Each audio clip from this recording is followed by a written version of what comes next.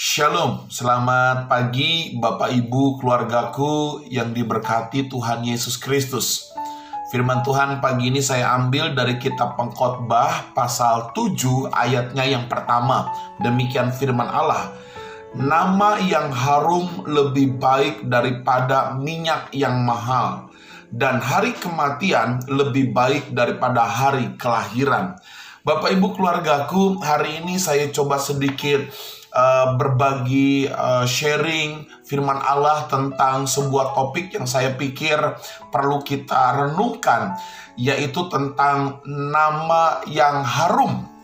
Saudara-saudara sekalian, saya berpikir satu hal yang penting dan harus kita jaga, tidak hanya bicara mengenai iman, tetapi sebagai orang-orang percaya kita perlu juga menjaga nama yang harum.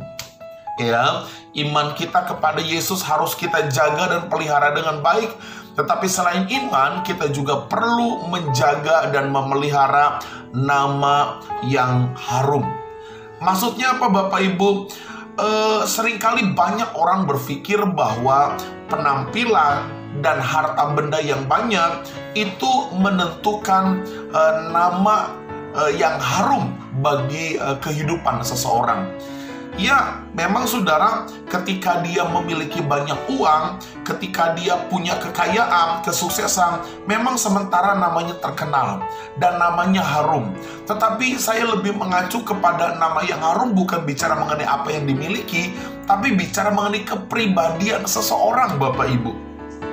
Kalau kita melihat fakta, saudara, banyak orang-orang Kristen, saudara, mereka tidak tahu malu, saudara. Kenapa saya mengatakan demikian? Orang Kristen jadi pejabat tetapi korupsi. Orang Kristen jadi artis tapi kawin cerai. Saya pikir ini adalah sesuatu yang harus kita perhatikan supaya tidak terjadi dalam diri kita karena tidak memiliki nama yang harum. Bapak Ibu keluargaku, menjaga nama yang harum itu harus kita perhatikan, itu harus kita pelajari dengan seksama, sehingga kepribadianmu di mata orang boleh menjadi berkat dan pada akhirnya nama Tuhan dimuliakan. Nah, pertanyaannya adalah, kenapa kita harus menjaga nama yang harum?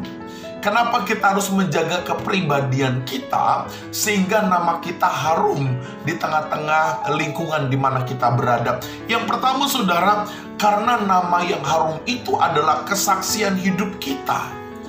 Bapak Ibu keluargaku, kalau saya perhatikan, boleh saja kita rajin beribadah, boleh saja kita rajin pelayanan, tetapi jika nama kita tidak harum, kita jadi bahan tertawaan, kepribadian kita dikenal sebagai orang yang kasar dan emosian, saudara, maka orang akan menilai negatif tentang kehidupan kita.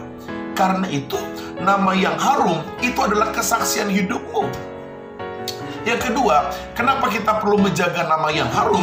Yang kedua, saudara, nama yang harum itu adalah ketenangan batin kita, saudara.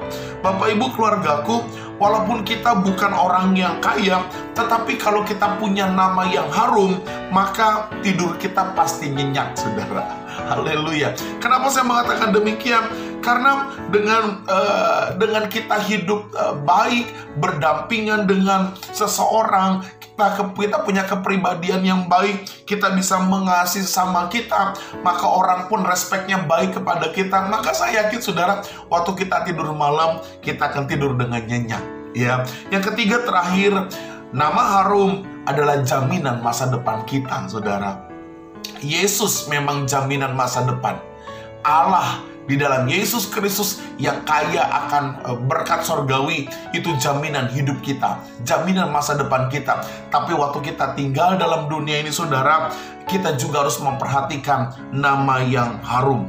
Kenapa, saudara? Karena dengan kita menjaga kepribadian baik, orang diberkati, orang disukakan dengan kepribadian kita, hidup kita banyak menolong orang, hidup kita banyak memberkati orang, maka saudara perhatikan, akan ada banyak orang-orang yang menolong kehidupanmu di masa mendatang. Kenapa saudara? Karena kita bisa menjaga nama yang harum.